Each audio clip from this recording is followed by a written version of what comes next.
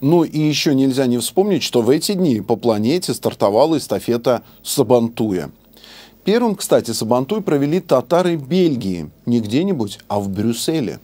В Волгограде с участием президента Рустама Минниханова прошел всероссийский сельский Сабантуй.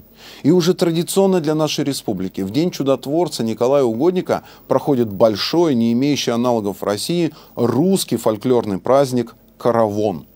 Сам праздник, так же как и Сабантуй, проходит под патронажем и в соответствии с указом президента республики. И так же, как Сабантуй, объединяет на своих площадках этноколлективы, представляющие культуру самых разных народов. Нынешний «Каравон» в духе современности обзавелся хедлайнером. Это такой гость программы, специальный гость. В этом году эту роль исполняли в селе Русско-Никольское бурановские бабушки.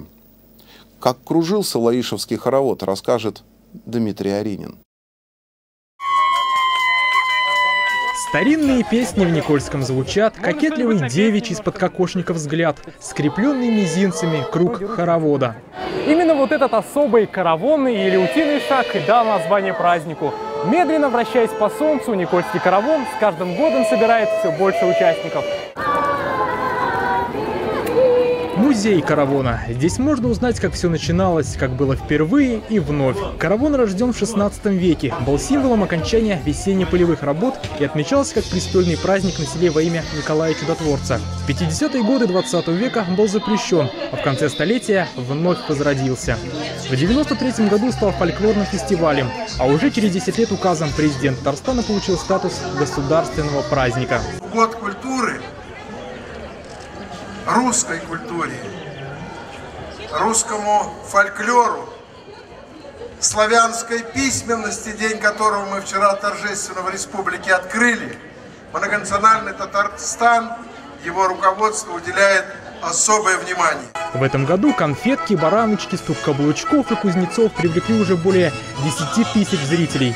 По традиции гостей встречают чак-чаком, хлебом-солью, олицетворением двух национальностей, дружно живущих на одной земле. Праздник русского фольклора «Каравон» уже давно стал местом единения всех национальностей. Здесь нет ни зла, ничего такого подобного. Это есть добро, любовь. Мне нравятся танцы, песни, очень красивые, кстати. Голоса очень хорошие у всех. В этом году главными звездами каравана стали всемирно известные бурановские бабушки, серебряные призеры конкурса Евровидение-2012. Коллектив порадовал гостей фестиваля песнями из своего нового альбома, запись которого сейчас идет. Не обошлось и без знаменитой «Party for Everybody», уже ставшей визитной карточкой коллектива.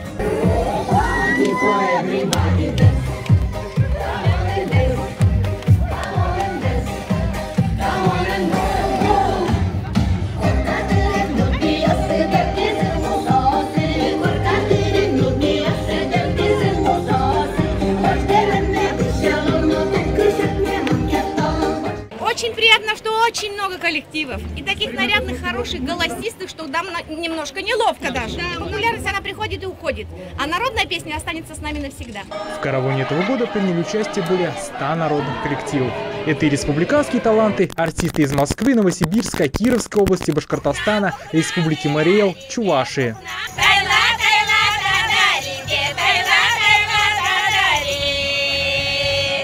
Она была во все времена и сводила с ума. Любовь. Каравон — это еще и кузница семей. Традиционно на этом празднике находили своих суженых. Они могут похвастаться зоркостью глаз и умелыми действиями рук. Кузнецы и кружевницы, гончары и кукольницы.